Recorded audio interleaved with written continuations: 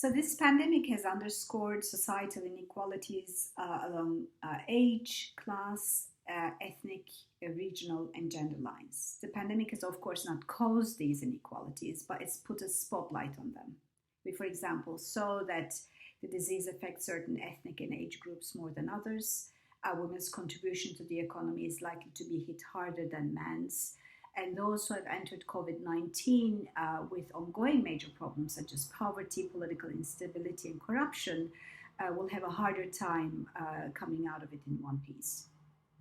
Alongside of all this, we have also realized one more time, and much more strongly than ever perhaps, that we all depend on each other and our lives are interconnected in so many different ways. So I expect, and perhaps more so hope, that this picture will motivate us to work towards understanding why this pandemic hit certain groups harder than others. And as a result, it will motivate us to pick up a stronger fight against the unfair distribution of resources and rights, not just where we live, but much more globally.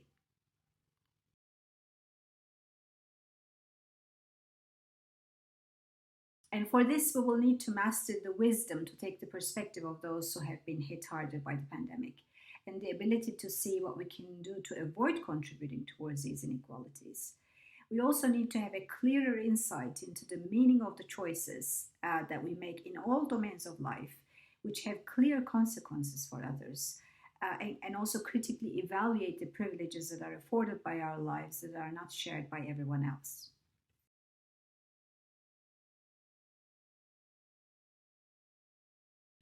So, this pandemic caused people to live in lockdowns, and following this experience, I expect that we will continue to live in a world of reduced mobility for the foreseeable future, even after lockdowns have been lifted completely. So, we're gonna most likely will continue to avoid crowds and strangers, traveling overseas, participating in large events unless we have to, and so on.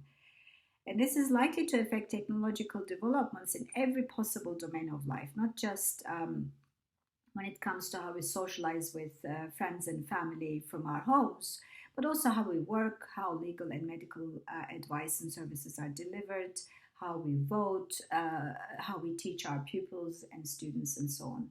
There's, of course, a lot of good that can come out of this shift, but one potential negative outcome would be to think that online virtual interactions can replace face to face and physical ones.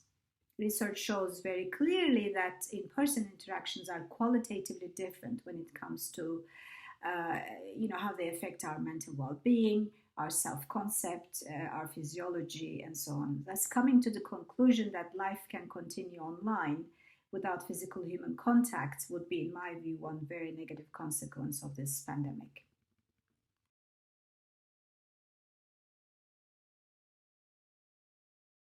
For this, we need to master sensitivity to the very important role played by context in human psychology. The context in which interactions between individuals, between groups take place, determines to a great extent what these interactions mean to us and what they do to us. And this we cannot ignore and should not ignore when it comes to how we configure life in the future.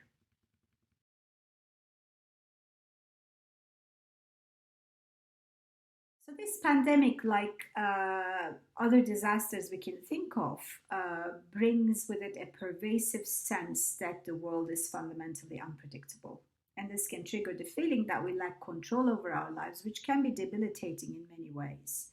So, I think finding small ways in which we can hold on to that feeling of having some sort of control would help us get through these difficult times. At the same time, though, I think we can try to challenge our need for certainty and try to accept and live with uncertainty, which it looks like is going to be with us for longer than we can imagine.